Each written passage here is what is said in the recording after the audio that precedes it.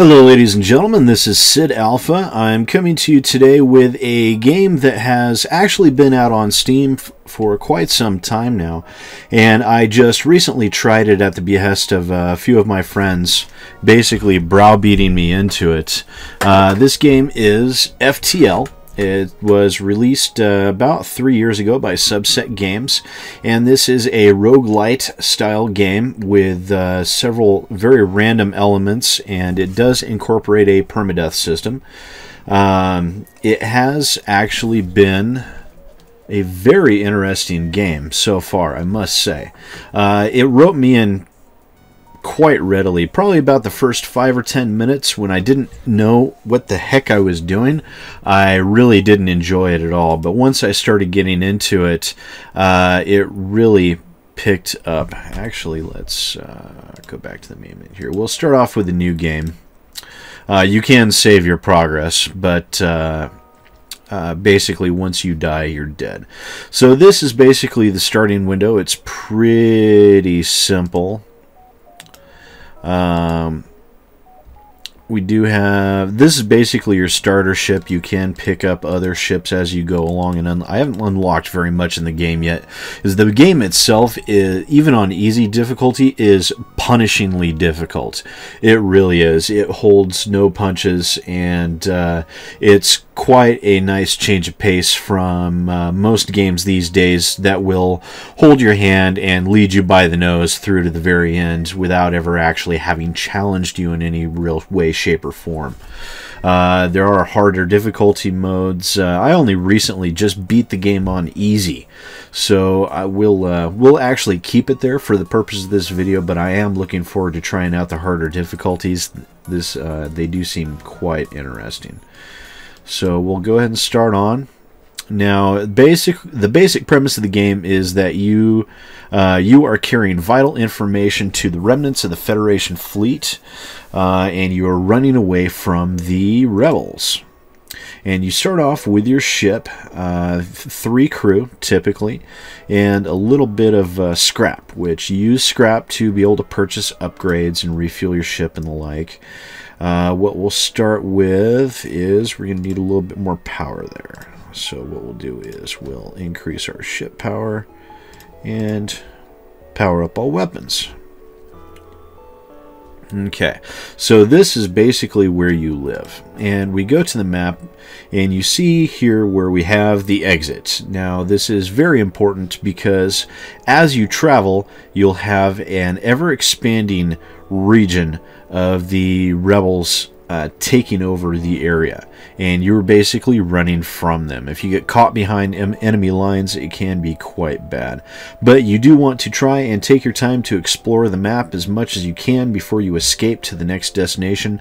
Otherwise, if you take the shortest distance possible, more often than not, you will be inadequately equipped to be able to defeat the end boss. And there is an end boss. Yes, it is a cheater. Yes, it will beat the crap out of you. Okay, so here we are in first battle mode. You'll see that he has 1 shield, as also do we.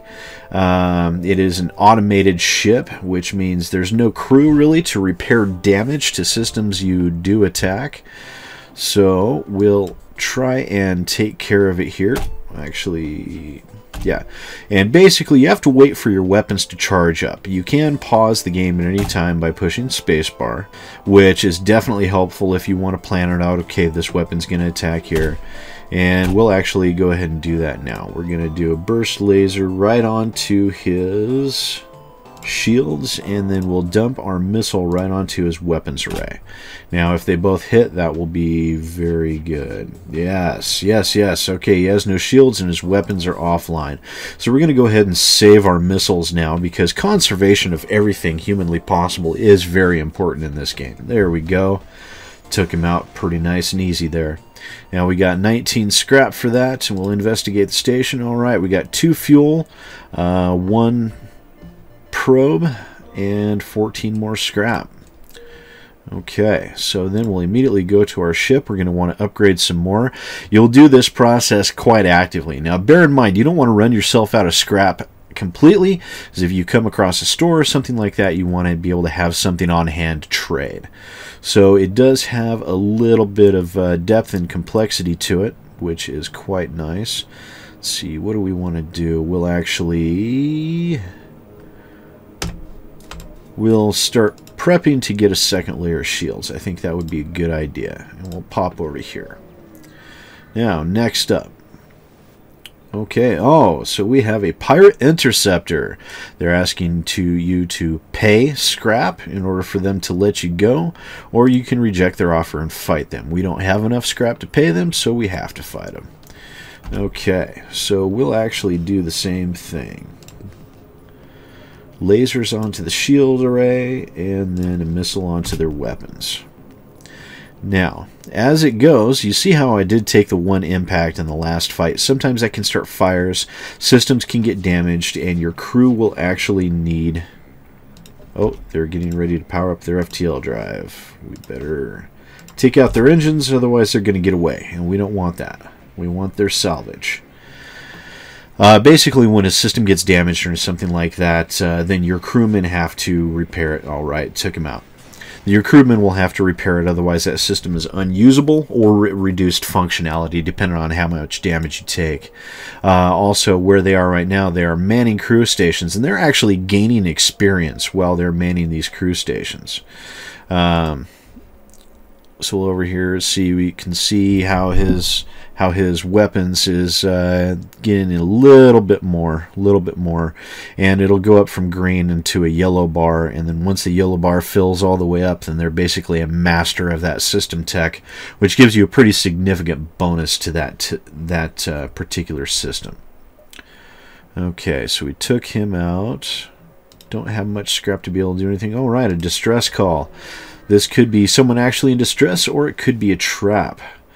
Follow distress bead into a tiny asteroid belt. You find a small ship struggling to maneuver through the field.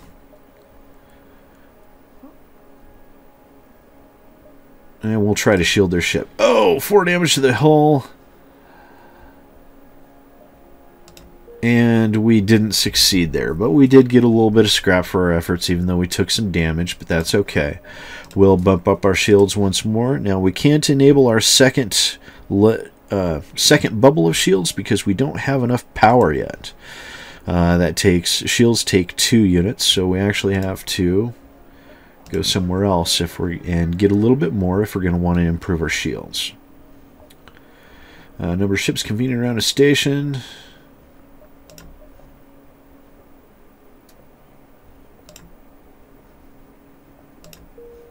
Oh, they say, screw you. Okay, so we see this barrier. This is the oncoming storm of the rebel fleet.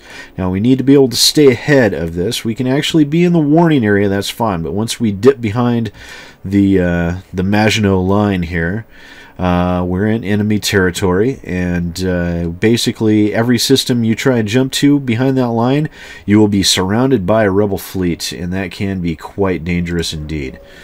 So we are going to have to start making our way towards the exit here. We're going to investigate. Man, not finding much here on this one. This is a pretty disappointing first time through.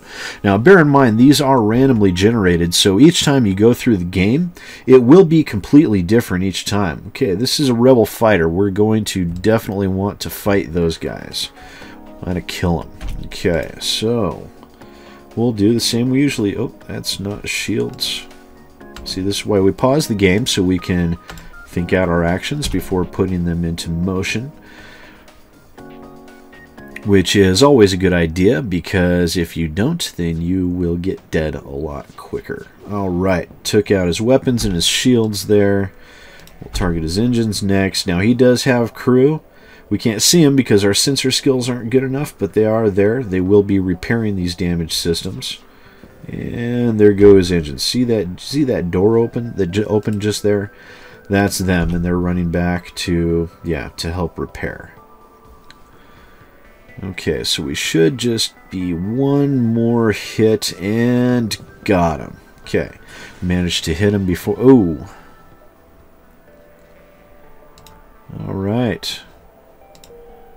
Okay, just basic hull damage there, nothing major. Okay, so we can afford another power stack here, and that provides us with a second level of shields. Getting up to maximum shields fairly quickly prevents you from taking hull damage and allows you to conserve your resources even more. I recommend getting the second shield up as quickly as possible, definitely well before leaving your first area. Alright, let's pop up here, get a little bit more scrap, and then we'll see about visiting that store. Alright. Okay, he's going to try and get away, which we don't want. So we're going to try and take out his engines as quickly as possible. All in all, this is the majority of what you're going to be facing during the game.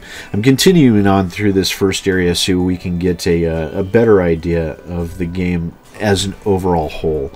So we'll just keep on moving here. Alright.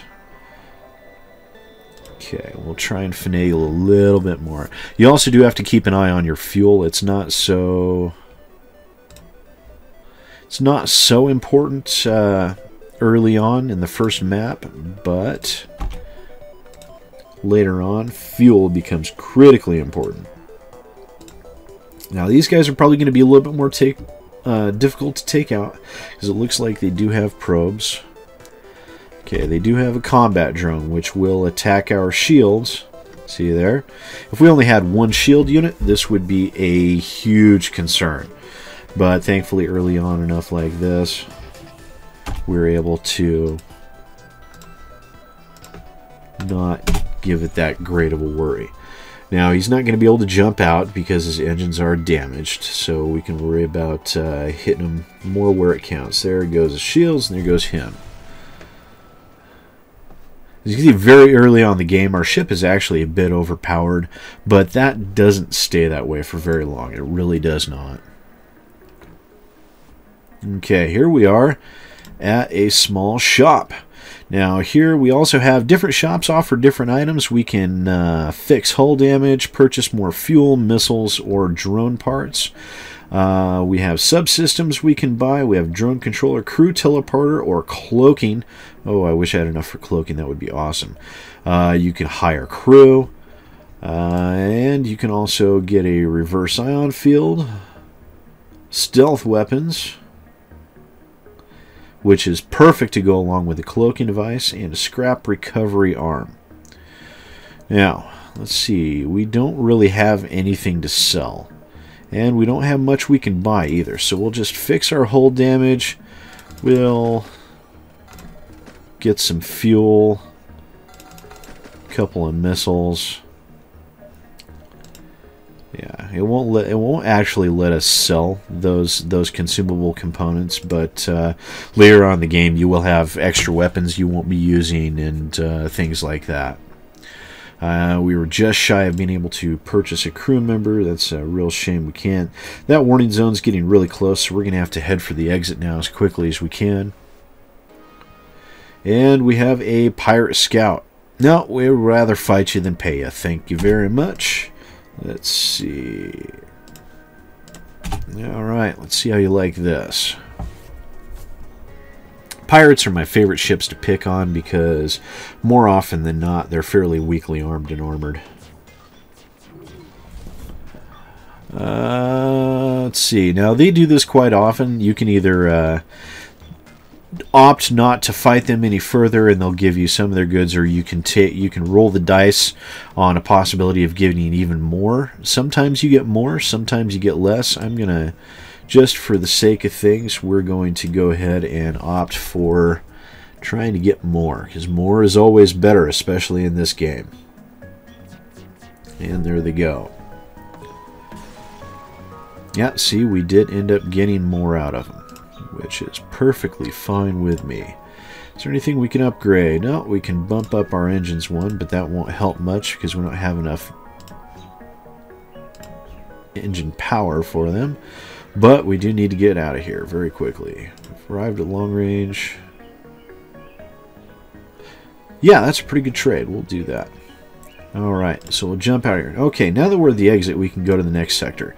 Now, this is where it comes interesting. You can plan your path, and these are the only... These are the only travelable areas you have, and it does end up in a final sector.